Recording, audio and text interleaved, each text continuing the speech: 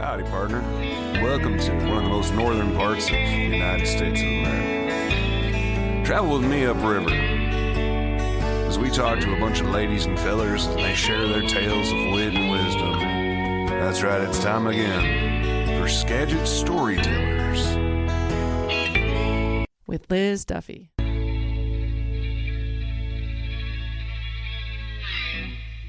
So you have a studio, but you haven't used it yet. No. I don't know why. It's like all set up and everything. I'm so mad. It has, we've got foam board on the walls and recording ready, capable, all lit up background. We've got some shelves on the side, a TV behind us, and we haven't done jack with it. Are you intending this to record music, to do podcasts? What? Podcasting probably right now, but I would really like to record music. I mean, that is a passion of mine, music. I love to sing. Podcasting would definitely be the easiest way to just start recording and just figure out, how to use the programs. But then, going into singing. And when you're saying we, I was just thinking, I don't know who you're talking about. So let's back up and we'll start with, I like starting these podcasts off with talking about how we met. And I have to share this story because I'm not going to talk about last Saturday. I'm going to talk about last Friday. So I met Sara a week ago, Sara Fish. Sara Fish. I met her a week ago. And after we had our event that night, I went home and I was telling my husband about, he said, how was it? And I was telling him all about it. And I said, oh my gosh, there was this girl in the Seahawks jersey. She was so funny because, which you're wearing. I go, we were taking this group photo and I didn't know what to do with my hand. My right hand, I just felt like, and so I said, if that's okay, I'm going to put my hand on your shoulder. And you looked back at me and you said, yes, I love that. I love it. And you were so excited about me. It cracked me up and I will never forget the way you said it. So yeah, I said, yeah, there was this girl and she was like, I love it. Yes, do it. And I said, I can't wait to learn more about her. There's just something about her that was that exciting. And then we had an even bigger moment the next day. Yes. So I know that a lot of my listeners, I've talked about the number 217 before, how important it is to me. My mom passed away, or her birthday is 217, February 17th, and it's my name upside down, and several moments in life, it just pops up. So at this conference that we went to, it's called Jumpstart 2026, Maudie. It was life-changing. It was extremely life-changing. It was level up. That is my word for the year, level up. Was life-changing. I think everyone felt that too in the room. You could feel that everybody felt that. So I don't know how you're going to top it next year, Maudie, but I know you will try. Yes, so she will. We were talking about, God. I can't even remember what the subject was, but there was something about, oh God, I can't remember the word, but basically I was thinking about our home and how, abundance, I think, and how I love, this studio here is just unreal. Our other studio is great. I've done really intentional things just to think about what's right for our family in this space. So little things that we've done to just make it ours. And I remember thinking, God, I really wish I had a love seat right here just to listen to music. When I was a kid, I used to lay there and listen to our CD player. And we have a tape player and a CD player and a record player. And I would love to not just have that experience for myself, but my kids too. And just kind of have this quiet kind of moment and they can, whatever. So I went online and I ordered this love seat. And I remember hitting buy now. And I went, maybe I shouldn't have done that. I didn't even clear it with Spencer. This is a couple $100. Well, maybe it'll be okay. And all this went through my head in 1 second. I see the total and the total was $217. And I knew it was okay. Yeah. So I went back and I was getting all my stuff ready for the afternoon session of the conference. And Abundance. I thought that happened right before the lunchtime. Then. Yes. Okay. So then I thought, I got 10 more minutes. I'll head outside. So I went outside just to enjoy the sun and I saw you and I walked over to you and I'll pass the torch. You can Sure. share the rest of the story. Okay, so first of all, thank you for Friday night. I really had no idea that we I love that. Please do. No, for real though. And you meant it. I could tell. I did, Liz. I did. So I think it's even in that picture. Like when we get it, it's gonna be fantastic. I'll blow it up, and that can be your thumbnail for this podcast. It's just my hand on your shoulder. I love that. Okay, so it is. We're enjoying, like Liz said, 10 minutes left. I am out in the patio. I am just enjoying the sunshine. I'm having one of those moments, the I can't believe I live here moment, We're just so blessed. Anyway, I was just counting my lucky stars right then and there. And Liz comes out, and she and I just cross paths a little bit, and I talked to her, and I said, "Oh, so last night that was really awesome about your outfit. Tell me more about you being a teacher." And she said, "Well, that's just a part of what I do. I do podcasts. I do Skagit Storytellers." And I'm like, "Oh my God, I have a story." And she was like, "Oh, I'm sure you do." She was, but really, you were like, "I'm sure you do." Real, I love that. And really, I did feel your excitement about that, but then like knowing that you were gonna end it, like, okay, well, pause it while I write my book, pause it while you write. Yes, and that you really weren't taking on any more guests. However, at that point in time, I was like, "I have a story," and you were like, "Yeah, I'm sure. I'm love to hear everyone's story." And then you looked at your phone and you're like, "I'm just so sorry. It's 2:17. It's 2:17." I had a feeling. Yep. I had a feeling to look down. And it was 2:17. 2:17 is one of my lucky numbers. It is Liz backwards, and it is my name, and it has all of this significant meaning to me. And I was like, okay. And then all of a sudden it was like, blah, blah. It's so awesome. And then I'm like, 2:17. Oh my God. February 17th. Oh my God. Today's a profound day for me too. It's the day my dad passed away. He passed away December 17th in 2004. And it was just like, oh my God. In that moment, I had no idea what to feel except for like absolute happiness. It was like, oh my God, 2:17 is happy for Liz. Then, this is a new meaning for 2:17. This is like, my dad is here. My dad is visiting right now. He's like just saying everything is going to be great. Everything is going to be golden. I'm here with you. Don't fret. Don't frown.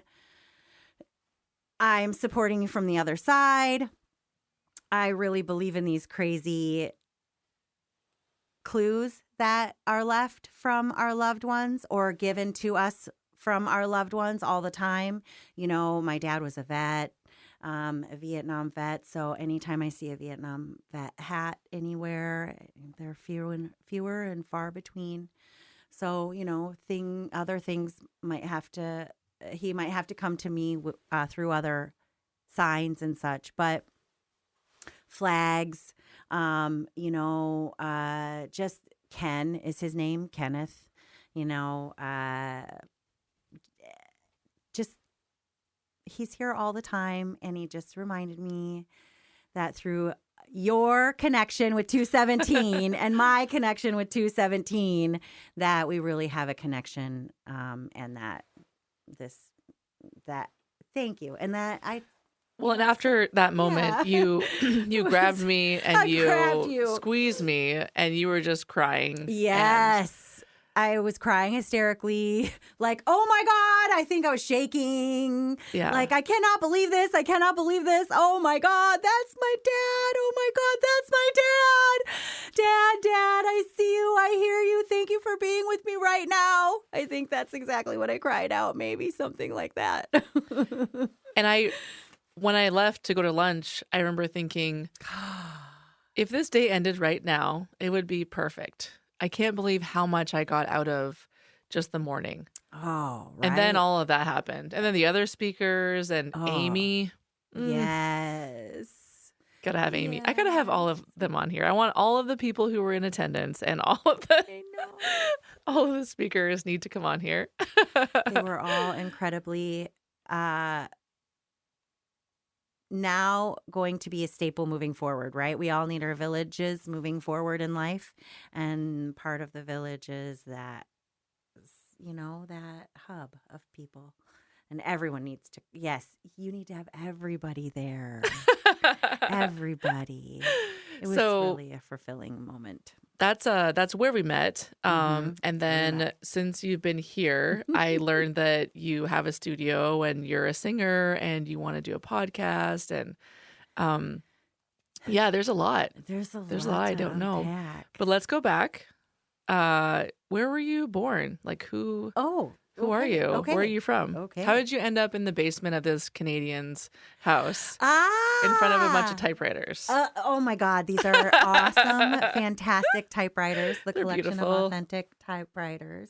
Well, and the best one I love is that one right there that's not there. Oh. It's the space. I gave that to a student the other day, a former student. Really? And her mom reported that she's using it all the time.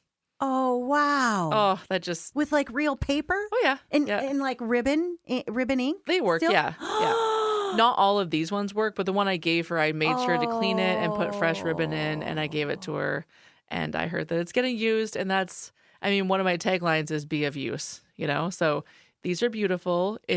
But, some of them need to really be of use. So Do you know what she's writing? Do you know what she's doing? I don't know. Okay. I don't know. I'm hoping she'll show me one day, but no pressure. So No pressure. All right. So how Do you hear that? Do you hear that? No pressure. Bring your stuff back. How did you get here, Sarah? Okay. So, go. originally, I'm from Rochester, Minnesota, and Oh, I can hear it now. yeah, you betcha, you betcha. And I go back every year for Christmas. Sometimes, I'm starting to go back quite frequently now. My mom is sick, being diagnosed with dementia. So I'll be going back home every 6 weeks from here on out. But my husband and I moved out here in 1998. Is he also from Rochester, Minnesota. How'd you guys meet? Yeah. We worked overnight at Target. So we were at the stock crew. We were the overnight stock crew in Rochester, Minnesota, the Target. Yoo-hoo! From 10 o'clock at night to 6 o'clock in the morning. Those were some long nights. And we worked together about a year. We worked together about 2 months before we decided that we were dating. And then we were together about 9 months. And then he proposed to me before he went into the military. Actually, let's back up. When I met him, he was in the delayed entry program. And in the delayed entry program, you can sign up for the military, but it's up to a year you don't go in. So he was signed up for the delayed entry program. I had met him, and then we had dated. And then it came his time to leave. And, he had to leave. And he proposed to me November, days before he left for boot camp. So when he left for boot camp, I said yes, and we were engaged. And then he had boot camp, and then I went to go see him graduate boot camp. And then that's when I think we decided that we were going to elope. And we got married in March of 1998 in Pensacola, Florida, while he was still in A school. That's a funny story. And then I went back home and lived with my parents for another 6 months before he got a permanent station on Whidbey Island. Oh, nice. Yep. So permanent station, Whidbey Island. He got us a house. And then while people were trick-or-treating in 1998, we were pulling our U-Haul up around all these trick-or-treaters, moving our couch in while there's trick-or-treaters around. But yeah, that's in the dark, moving our U-Haul stuff in on Halloween. So that's what we remember about our move out here. Did you start working at Target in Oak Harbor? No, there was no Target in Oak Harbor. Okay. There was a Target in Burlington, but I don't think that they had overnight stock crew there. Okay. So I just quit. So you had to change careers. I had to change careers. Let's see. Where did I start? I started at, it was the big Kmart. We had a Kmart and a Subway there. And I had 2 jobs and worked Kmart and Subway and the movie theater, the big old movie theater. So then after, you just hop around until you find your spot. And then in 2000, January of 2000, I started working at Swinomish Casino. So I have met so many people. You meet the best and the worst of people. I'm telling you, in a casino when you work there. What were you doing there? I was at first I was a slot attendant, and then I switched into food and beverage, and I was a cocktail server, dual rate supervisor, bartender, banquets, and I did that for 14 years. So I worked there for 15, but for the first year I was in slots, and then the rest of the time I was in the food and beverage industry. But what would you do as a slot attendant? Okay, you didn't play with money there. You did tickets. So sometimes the tickets would get stuck and you'd have to change the ticket stack. So you change the ticket stack, you get the unstuck tickets out, you talk to the guests, you make them feel comfortable, make them spend their money. Delete that. No, you are just our customer service, hospitality oriented, making sure that people have like a really great experience and they get timely service. So you don't have really a lot of slot attendants out there, but they're the ones that are, there are also ones that like will cash out your ticket if you're standing at, I don't know if they do that anymore. It's been a while, but you can have them cash out your ticket. You can stay playing and they'll bring you the cash back. And then people used to have banks where they would trade money for tickets. And then, you $10 bill for a $10 ticket. I don't know if they still do that anymore. That was a liability, but that's what we used to do there. So being there for 15 years, you obviously enjoyed it. Yes and no. I mean, I guess just like any other job or career, there's a give and take. I didn't like it because at first it was a very hard position for my moral position to work at a place that sold nothing and was like, actually, a lot of the people that are here are not just here for their gambling addictions. Gambling and drinking. Mm-hmm. Yeah. Yeah, they're not just there for that. So having that sort of mindset going into that sort of environment can, it can really wrestle with somebody. But then you have to sit there and say, well, I don't have to sit there and say, but, it isn't me who's forcing that person to sit there and spend that money. However, there's no seeking of it's just a big, huge cycle.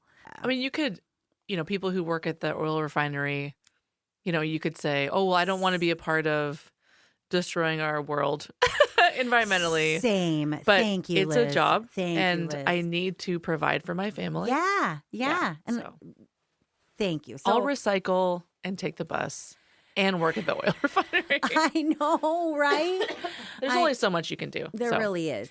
What made you kind of hit that point and quit? Oh, yeah. So actually a lot of things happened. So while I was working at Swinomish Casino thinking, well, I really just can't do this for the rest of my life. Is this like 2015? This was, so 2015 is when I quit, but I started real estate. So I'm a realtor full time. Okay. And I started real estate in 2011. So I've been doing that 15 years now. Oh, so for a while you were doing both, just Yes. getting your feet wet in real estate. Yeah. Literally. So getting your real estate license in 2011 when the market was at a standstill, I was working from 11 o'clock in the morning to 7 o'clock at night in real estate, 7 o'clock at night to 4 o'clock in the morning in the casino Oh my gosh. and then sleeping for 4 hours and getting up at 11. And I did that for 18 months. Wow. I grinded for 18 months doing that. You can't do it much longer than that because grinding that long for 18 months is about how long? I mean, you just give out. You're mentally and physically after that, right? So then, things transpired. I had applied in 2015. I had applied for get this, how crazy I am. So here I am doing all that. And I'm doing 13 or 14 transactions a year in real estate after that. So my first, not that much. My first transaction, my first year of real estate, I did 3 transactions. My second, I did 5. And then this was in my third year that I had grinded for 18 months. And I did 13 transactions. So doing 13 transactions by yourself in real estate and doing the full-time job at the casino is really hard. But then that allowed me the opportunity to actually quit the casino. What did I do? Instead of quitting the casino and going full-time real estate, I applied for another job at the casino, another more demanding job at the casino, thinking I could do this demanding job at the casino and my real estate business because I could do it. Why not? And when they, anyway, let's just say some closed doors, open doors, give for other opportunities. So thank you for those I love that did not give me the job at the casino. And you know who I'm talking to. Because you love me. And I really do see that as an act of love. Really not giving me that job was like, Sarah, you got to let this F go. You got to let it go. Let the casino go and get into real estate full time and just go for the gusto. Were you just nervous that you wouldn't be able to pull it off full time? Yes. But they saw you can do this. Like they had more, what's the word? I can't think of it. They had more Insight, wherewithal. Oh gosh. I've only had 2 coffees today. They believed in you more than They you did. Yeah, they really did. They believed it. I think that's really it. They Which is believed in me. that's common, Yeah, for yeah. like we're in it and we can't quite see what we're in. And people watching are like, oh no, like I believe in you. You got this. Yeah, you got this. Yeah. Yeah. So that was here's your sign. And you know what? You know what's such an awful learned human trait? That we don't move unless it hurts. It hurts just so much. And we don't hurt unless it's a hurt that we can't deal with anymore. And I did feel a lot of hurt when I didn't get that job. So that was the only thing that really like, okay, peace out. So I peaced out. And then my real estate career was really, has been really great since then. I've had my ups and down years, ups and downs in the years. And real estate is not a job or a career. It's a lifestyle. And only 12% of all agents that have taken their real estate classes and passed and gotten licensed once renew their license. Oh, really? 12%. And these are NAR facts. It's kind of like awful. How long does your license last? 2 years. So after 2 years, 88% Yes. don't go Yes. back. Wow. Yes. I've heard that the teacher burnout is 5 years. So I'm shocked that it's only 2 years Wow. for real estate. Well, it's not just burnout. It's just like people have a common misconception about real estate that it's really easy. That's why I got into it. Really? You thought it would be easy? God, you know what? I looked at my agent and I said, oh my God, if that's all it takes, I can do that. And was I wrong? But I'm a grit person, But yeah, it's tough. It really is tough. People have no idea. You are a little bit of a financial advisor. You're a little bit of a counselor. You're a little bit of a goal setter. You're a little bit of a goal maker. You're, cleaner. I clean. We trash out houses. We do all of the necessary upkeep to make so that seller doesn't lose their equity that they've worked so hard for. We want to build the house up so that it can be in marketing condition enough that you're not getting your equity ripped out from you. Yeah. Because a clean house is like 30% more money if you just clean a house. A clean house, that's all. If you don't have money to update your home, it's okay. It just needs to be clean. Yeah. Honestly. It's just, and agents don't take the steps to actually do that. And clients don't really know the difference. We sold our farm a couple years ago. It was a few minutes down the road. And then we bought this house last September. And I just got a listing from Olive's dad. He lives by Fred Meyer. And he said, hey, if you know of anyone who needs a starter home, this is our listing. They just listed their house. Probably just showed it. They have? Really? Uh-huh. On Spruce? On Spruce. I just showed that. You did not? Yes, I did. Oh, my goodness. Seriously, I just showed it. You met the two cats? They didn't see him. We didn't see him. Oh, they weren't there. No. They must have taken them to her dad's house. Well, maybe because they said on the listing, the cats stay inside. Don't let them out. They do, yeah. Oh, my gosh. So when... I was curious if what you think of this new trend, because he sent me the listing and I said, oh, hey, Olive, let's check out how the photos are. Because this has been happening. I think they've been doing this for 2 weeks. Like, let's move. They found a house. They put an offer down. Now they have to sell their house. So it's like, it's going really fast, right? Yes. Anyway, so I'm showing all of the pictures and I go, oh, you guys got new furniture in the living room. And she goes, no, we don't. So there's two photos, or the bedroom photos and the living room photos are all AI furniture. Oh.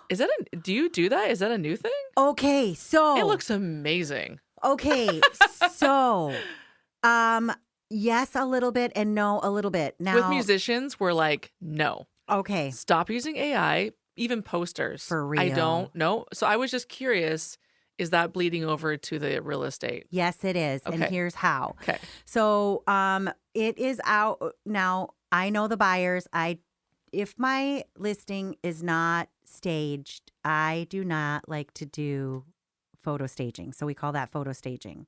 Now, but people need to have a vision to come in and see a house. But when a buyer comes in and sees a house that's virtually staged, we actually call that. Okay. Then they have a feeling when they see it on the internet. And then when they come in and see it empty, they're like, wait a minute, this feeling doesn't make me feel the same. How come it's empty?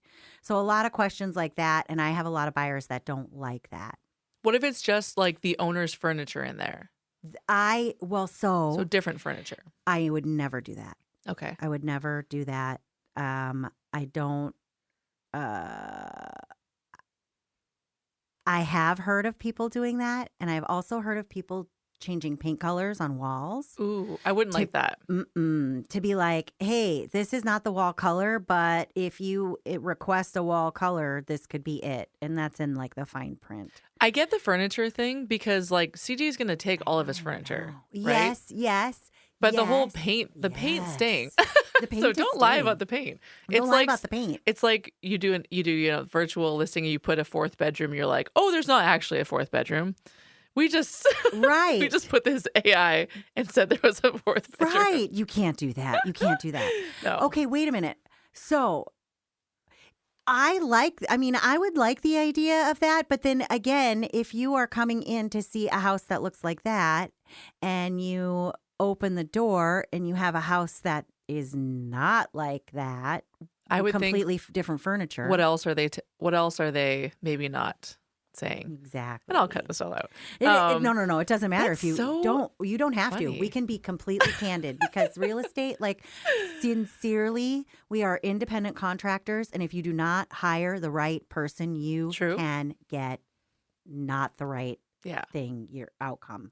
Yeah. You know, you can leave a lot of money on the table. So really, it is very important who you hire has education. They have, you know, backgrounds. They have case studies. You know, you have before and after pictures of a listing. What did the house look like before?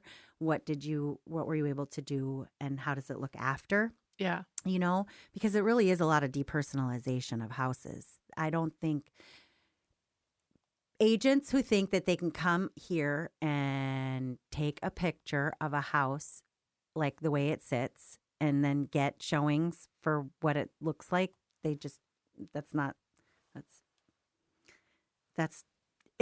not that easy anymore. It's just not that easy. And what I saw was like, when I bought my own house, all I did was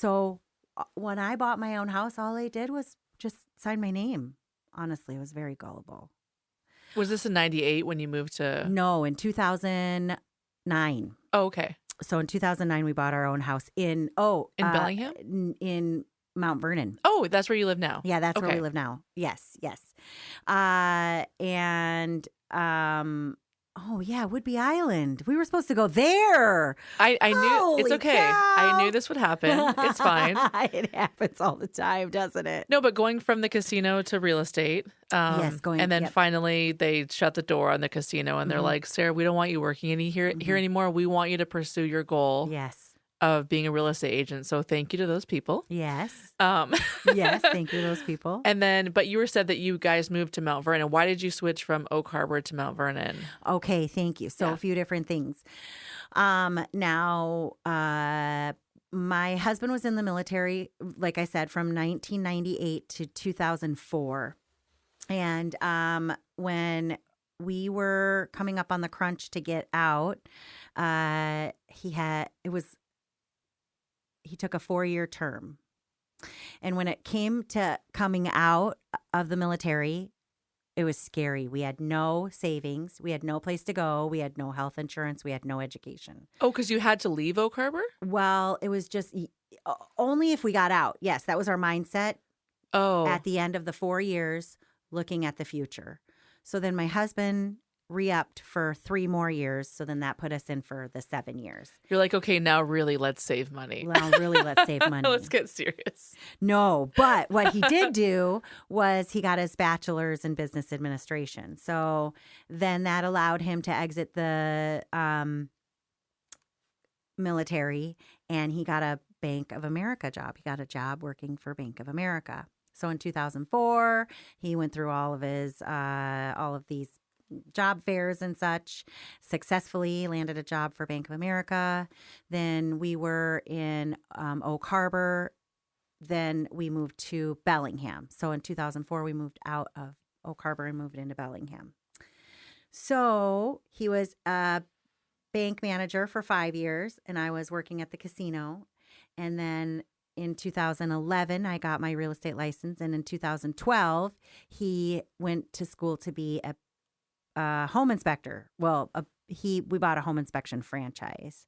So he actually already had his master's in business administration, and then bought into Win Home Inspection. So Was this in response to you getting your real estate? Yes. You're like, hey, honey, I'm noticing something here. Yes, it was. I believe I planted a seed.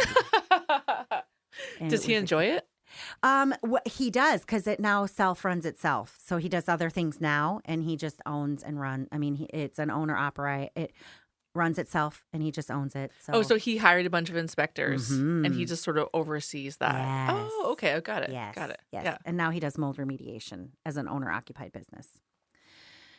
But so in 2000, You went to Bellingham in 4. 2004. Yep. And then we were there until 2009. And then September 2009 is when we bought our house down here in Mount Vernon. So we've been here since 2009, ever since. Did you just want something less busy? Like, were you in a busy part of Bellingham? Like, why did you guys move to Mount The Vernon? jobs, our jobs were down here because I still worked at Swinomish Casino, and Brian worked at Marysville at that point in time. So something like here in Mount Vernon, and it was more affordable, and it was just a good place. Yeah. Yeah. No, we don't have any children, so we weren't looking at any school districts or anything. Yeah. It was just, where can we land ourselves the best? And do you feel like this is this is your spot now? Like you don't think that you'll look for other places like down the road, or do you really like living in Mount Vernon? So I think that I love living in Skagit County. Mount Vernon, I don't know. My ultimate goal is to turn my house right now that we have into a rental and buy something else, which is what I teach in real estate. But that is my ultimate goal, and to get another house somewhere else. So I am thinking and looking at other places. What will be will find me. I have another story too, but I don't know if this for a different time. But I am should we say weight loss survivor?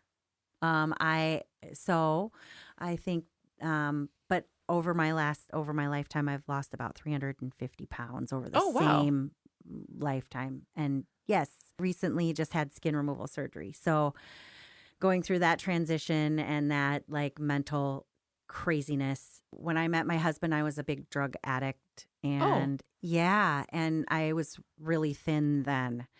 What kind of drugs? Oh, methamphetamines.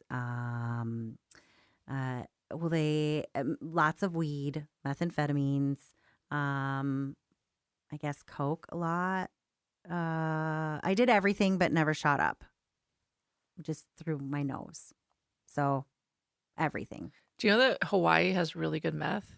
Really? My buddy, I told you my friend Stone recommended we do our studio. Yeah. And I was at a show recently and he was telling a story and he goes, "Do you guys know that Hawaii has the best meth?" And everyone was like, he goes, "Yeah, that's why I don't have any teeth." Anyway, and he continues. And I was like, I love that he just shared that so nonchalantly and just sang his beautiful song that he sang. That's awesome. So just want to say I appreciate you sharing this, because some people are listening going, "Oh, I did that too when I was younger." Yeah. And, it's shedding light on stuff like this is okay. Yes. Yes. I did all of my hardcore partying when I was from 15 to 20. Met my husband. He helped me get sober. Oh. He helped me save my life. The people I used to hang out with are dead and in jail. Oh. So it's really humbling. There are a few people that are still alive, and from that era, and I have been able to really right my wrongs and come to peace with the things that I've wrestled with, but lots of wrong decisions between then. So did you go from drugs to food? Was that your addiction? Liz? Yes, because I was a fat girl. I was a roly-poly little girl. And when I was, my last name was Blatty, and they called me Fatty Blatty when I was a kid. I know, Kids isn't are that so fucking mean. awful? Oh, so you were bigger when you were a kid, and then you did the drugs. Oh yeah, almost like to help. There with you the go. weight? Or you social, everything. Then you stopped the drugs. Then I stopped the drugs and went back to food. Yeah, my grandma. The legal drug. My grandma, when she died, she was 400 pounds. Ooh. So it was really in my family that acceptable. It's acceptable. Oh, and yeah, and we're susceptible to it. Yeah. So, and then met my husband. He helped me get sober, and then I ballooned, and then I lost, and then I ballooned again, and then I lost, and then the people who had worked with me for 15 years had seen me thin and fat and thin and fat. So I think I gained the first amount of weight I lost was probably 30 pounds, and then I gained 50, and then lost 70, and then gained 100. And then at in 2017, when I was at my heaviest at 314 pounds, I lost 140. Wow. Yeah. Yeah. And I didn't get, I don't care how you do it. It's really hard no matter how you do it. I don't care if you get bariatric surgery. I don't care if you do medical or the GLP-1s, the phentermine. I don't care what you do. It is all hard to commit to, you know.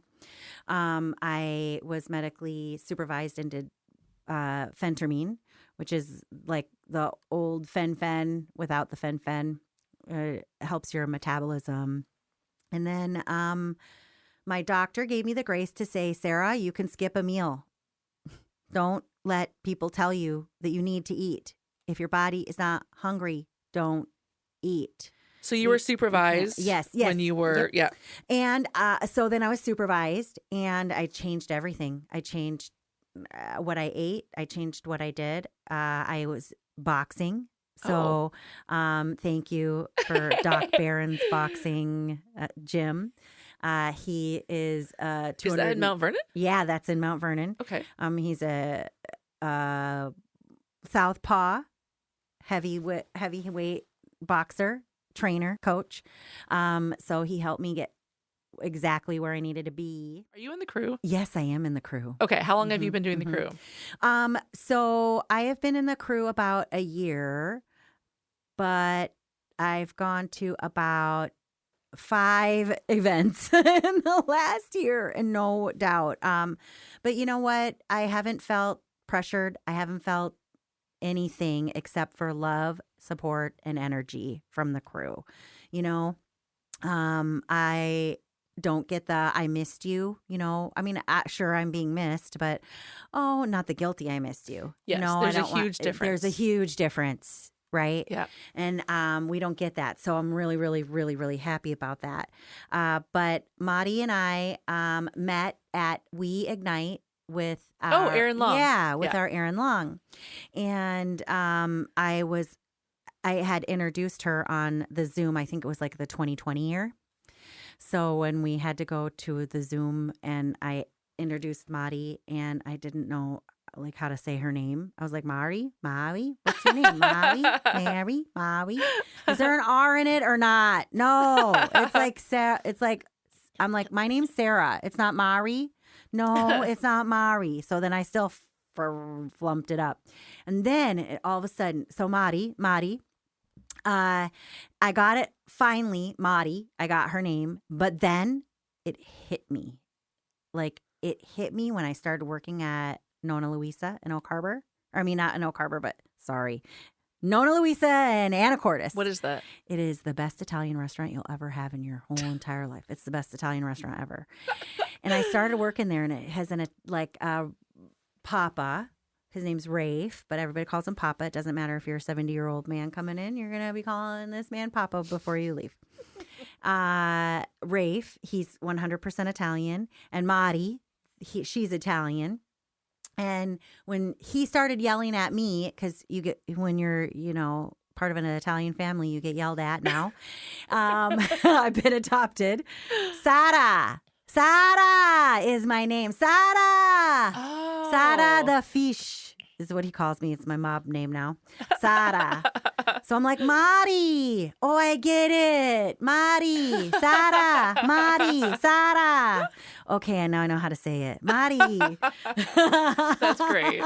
So then that was a couple years ago. And then her and I have had that. I'm like, oh, Mari. And now I know. Oh, it's Sara. Mari. And she comes to, she sees Papa all the time. She comes to the restaurant. But I finally dived in, and I think that I've been removed from the crew because I have a huge imposter syndrome. Wait, you've been removed from the crew? No, I think I've removed myself. Oh. Like I've been removed. Like I've been removed. I've been removing myself because I have huge imposter syndrome. Like, look at all these successful women. Oh my gosh. They're all so successful. Look at them all. But I'm like, I do hard things. That's what like, right? We do hard things. We do hard things.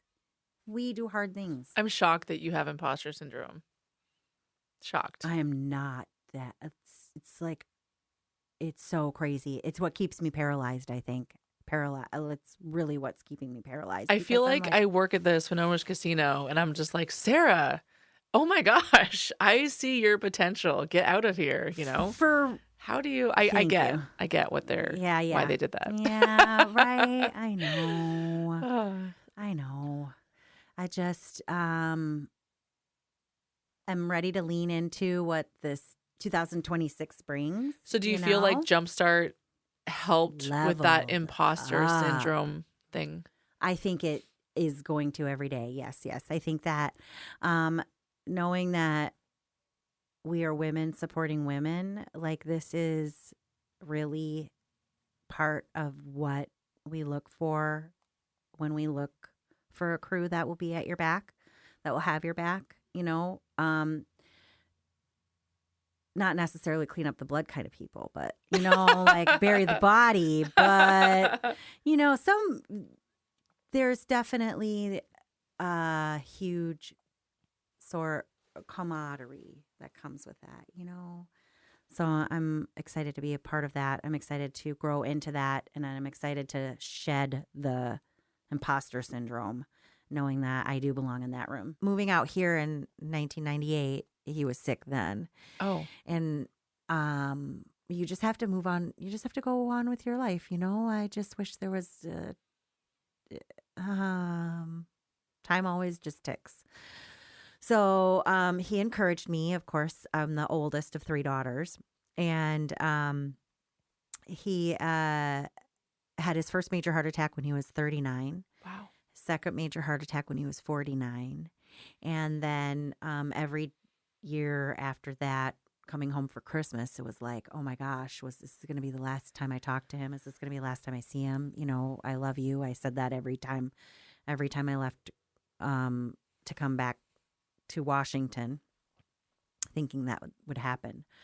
I got to have a few great conversations with him about, you know, like, do you think that there's what? I remember him telling me that he was tired. I don't remember if this was the same conversation. I just remember it was pretty close. And I'm like, are you ready to die, Dad? Are you ready? And sorry, how old was he at this point? 54. Okay. Oh, so young. He's so young. And he's like, I'm tired. I'm tired, honey. I think I'm just really ready to see what's on the other side. And I'm like, oh, okay. And then I remember him telling me, I love you. Happy Valentine's Day. And I love you and I'll see you later. And that was February 14th, 2004. And then I get a phone call at 6 a.m. in the morning on the 17th. And it's my mom. And she tells me that Dad had passed away. And I had a state of shock, of course. So my husband packed me, got me on a plane. I was on a plane at 11 a.m. back to Minnesota. He said, Sarah, I have to take care of some stuff. I'll be there. I'll rent a car. I'm coming tomorrow, but I'm sending you right now. I'm sorry you have to be alone. Your aunt and Linda and Jackie will pick you up from the airport. And I'll see you tomorrow. I'm like, okay. So he kissed me and put me on a plane. And I was like all by myself on this plane. And it was an empty plane. 3 seats next to me in this empty row. I was sitting next to the aisle or next to the window seat. And when I think we started taking off or something, somebody from the back came to sit next to me, and they sat in the seat closest to the aisle. So there was the empty seat next to us. And I really was in my own shit then and really didn't care what was going on. I put my headphones on. I was just out of it. And during the flight, she started talking to me and started opening up. and told me that she had a feeling that I needed some company and that I shouldn't be alone on that plane ride, and that somebody had sent her for me to sit next to me to talk to me about why I was there and what I was doing there. And we talked about my dad and him dying that morning and about the stages of death and why we do what we do when we're human. I wasn't alone. I was not alone. I was gifted, shepherd, if you will, in my time of need there. And I was not crying or a ball of nerves when I got off the plane. In fact, it was just like, thank you so much. It was a gift. It was a gift. It was an amazing gift. She gave me a business card. Her name was Isla Hop to It. And of course, she gave me a business card, and I carried that business card with me, moving it from wallet to wallet to wallet for 14, I think for 2009, probably for, I don't even know, a long time, years, decades. I had this card in my wallet for decades. I am in New Orleans. Oh, I think it was 2019, somewhere. I was in New Orleans. We were at family reunion for real estate. And I had got pickpocketed. And I got pickpocketed the same day, February 17th. That card was taken from me. February 17th. February 17th, I received it. February 17th, it was taken from me. It was so effing weird that I had put all of this energy into this one card. And the minute and moment I realized I lost it when my wallet was stolen, I fell to the ground in the shower. I was showering because that night was just so awful. And the minute I realized it, I was like, oh, it was like I experienced my dad's death all over again. It was so weird. It was like I put so much into that, and I didn't have the tools to process what I was going through then. But with love and my people that I had around me, I had the tools to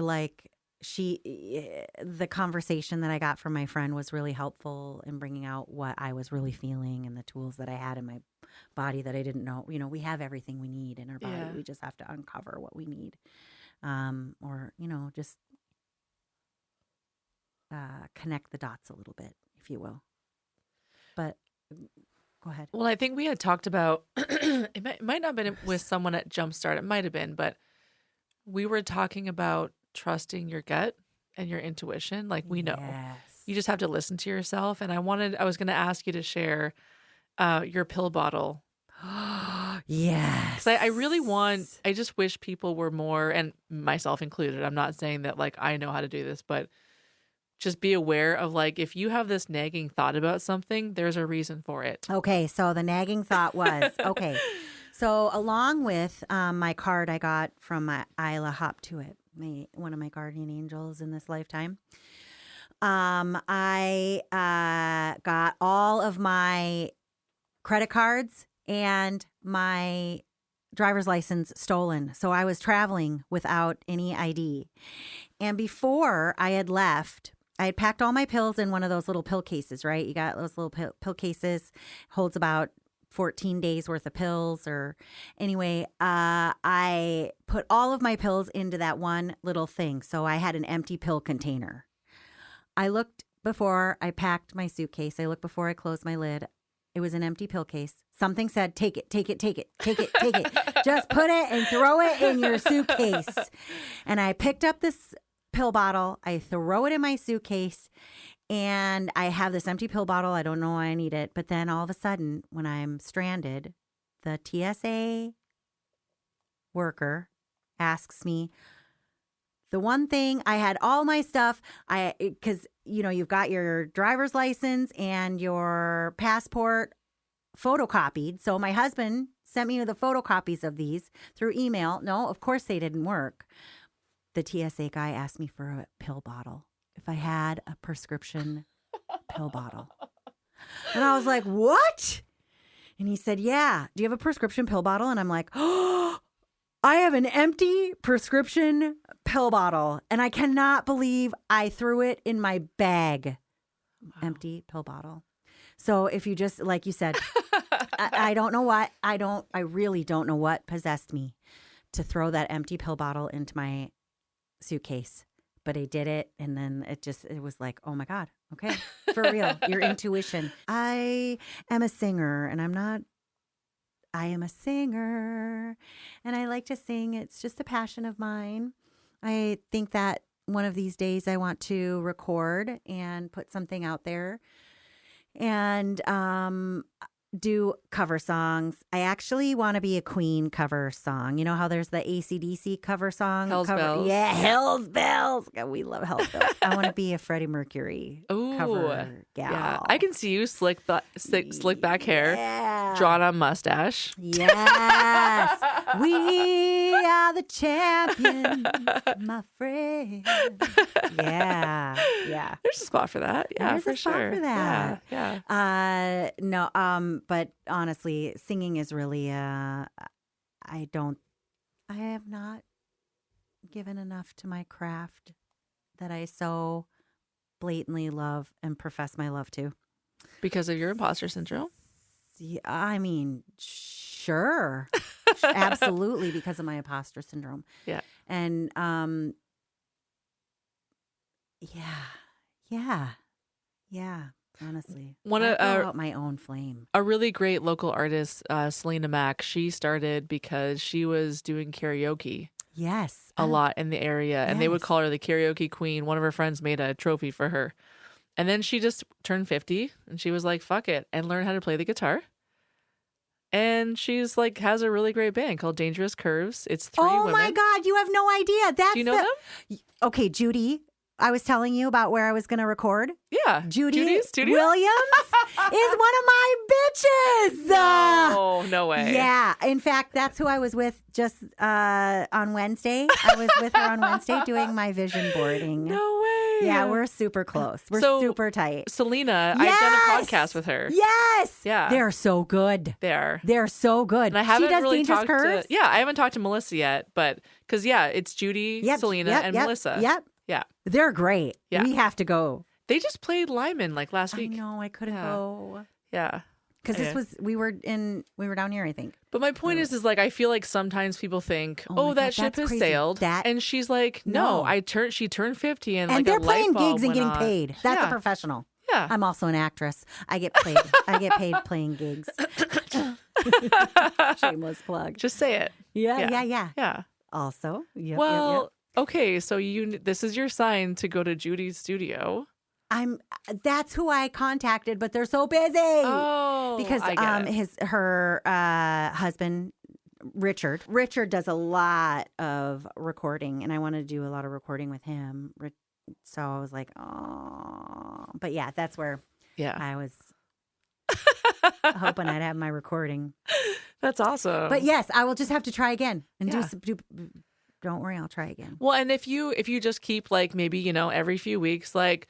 Just putting it out there. I'm ready, and even if they get to a point where they're like, fuck, we just have to record with Sarah so she'll leave us alone. That's okay. Yep. You got it. Yep. No, I agree. I don't if care. She's, as you say, one of your bitches, she is. She'll That's right. She'll be make okay with you annoying her. So yeah. She's gonna love that. It's gonna be a great term of endearment. She's gonna love it. Yeah. Oh, that's so cool that you know her. I feel like we know a lot of mutual people. We do. Yeah. That's rad. Yeah. It is. That means we're in the right place at the right time. I was just gonna say that. Yeah. Yeah. Well, so normally when I have musicians on, I'll say, when's your next gigs? And I'll point you in the direction of, your website so people can see where you're playing next. I guess, do you have a website for your real estate? Like, where should I point people? Yes, thank you. I do have a real estate website. It's Sara Fish Group .com.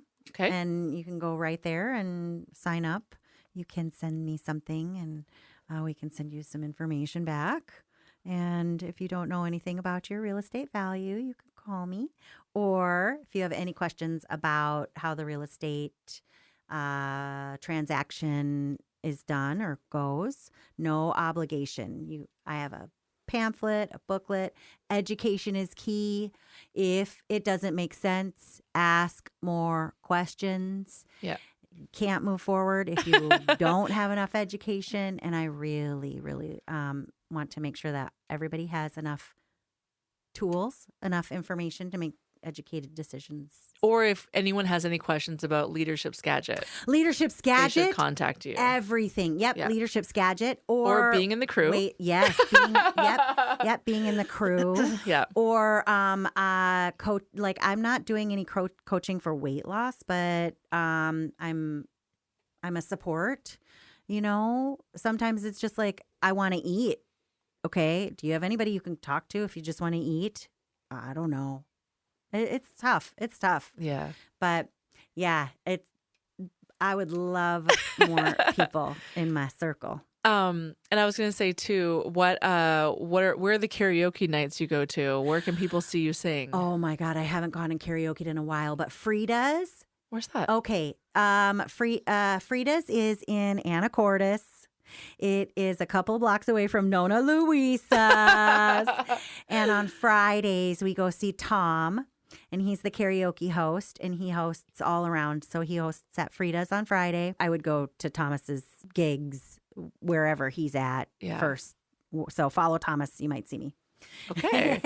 And do you still work at the Italian restaurant? I do. I'm on call right now. My next shift is Valentine's Day. Ooh. But since my weight loss surgery was October 21st, they let me have a sabbatical. So I took some time off, and I'm just going to get back into the groove of things working. People can go to you for all their, let me get this straight, real estate, weight loss, Leadership's Gadget, karaoke, and just spiritual needs. Yes. Yes. If you need someone, an ear. And I love art. Yes. Oh, that too? Yeah. I'm Sarah. a Pisces. My last name is Fish, and I'm a swimmer. I knew you were a Pisces because you told Riley, our son, that upstairs. Yes. You said, Riley, I knew you were a Pisces. Riley, I knew you were a Pisces. When I first got here, I'm like, this kid is some sort of water, but I don't know what kind of water he is. This kid's water. I know he's water. I can feel it. I can feel it in my bones. This kid is water. And then he was like, I'm an inventor. And I'm like, oh, that even confirms it more. And then he was like, I like to sing. And I'm like, yes, that even confirms it more. And he builds things. And then when Spencer said, well, you're almost ready for presents. And I'm like, he is a Pisces. My brain went, wait a minute, skipping. When is your birthday? And I'm the 10th and he's the 12th, March 10th, March 12th. We're pretty close. We got to cut this off, Sarah. Shoot, no. We could talk I got one more. We could talk for 3 more hours. Okay, I got one more thing. I'm not going to edit any of this, by the way. Really? I'm putting this whole thing out. That's awesome. Okay, I got one more thing. Go ahead. Okay, so I've been asking myself what, I think I had just been stuck for a long time. Stuck. Well, for the longest I can remember, I've been thinking of myself as like a hurricane or a tornado. But do you know how fucking destructive hurricanes and tornadoes are? Like, they're destructive. And like, there's no top, there's no bottom, there's no focus point, there's no nothing. It just swirls. And I feel like often my husband calls me tornado, so it's not a good thing. I don't want to be that anymore. So I had this revelation, like this revelation. It was like, oh my God, I'm a volcano. Yes. Oh my God, I'm a volcano. I'm a volcano with a centralized energy of things. And then I thought, oh my God, I don't want to be a destructive volcano. Maybe I don't want to be a volcano. Maybe I don't want to be a volcano. And then I came across a girlfriend of mine. She just got her real estate license. She's going to be on my team. She was the biology teacher. Hillary, she was the chemistry teacher at the Cedar Woolley High School. Oh, cool. For 19 years. Wow. And I told her this story. And I said, I don't want to be a destructive volcano. And she was like, well, you know that there's 2 different types of volcanoes, right? And I'm like, what? She goes, yeah, there's like the type of volcano, Mount St. Helens is where it explodes. It's a caldera or caldera. I don't know if that's the right. C starts with a C, ends in an A. And then there's a shield volcano. And the shield volcanoes are like what's in Hawaii. They are constantly erupting. They flow. They are in the middle of the water, making land and life. They are not destructive. This shield volcano makes fucking land and life. Oh my God! This is me! I'm speechless. I'm speechless. I'm a shield That's you. volcano. I am constantly erupting, and I will make life and land, and I that is like oh my God! It was so amazing. It was so crazy. It was like that's it. Anywho, so I'm volcanoing. I'll volcano my way out. And make some more land. Well, so say it again. Sara Fish Real. Yep. Sara Fish. Well, Sara Fish Realtor. Okay. And you can get me at sarafishrealestate@gmail.com. Okay. Or sarafishgroup.com.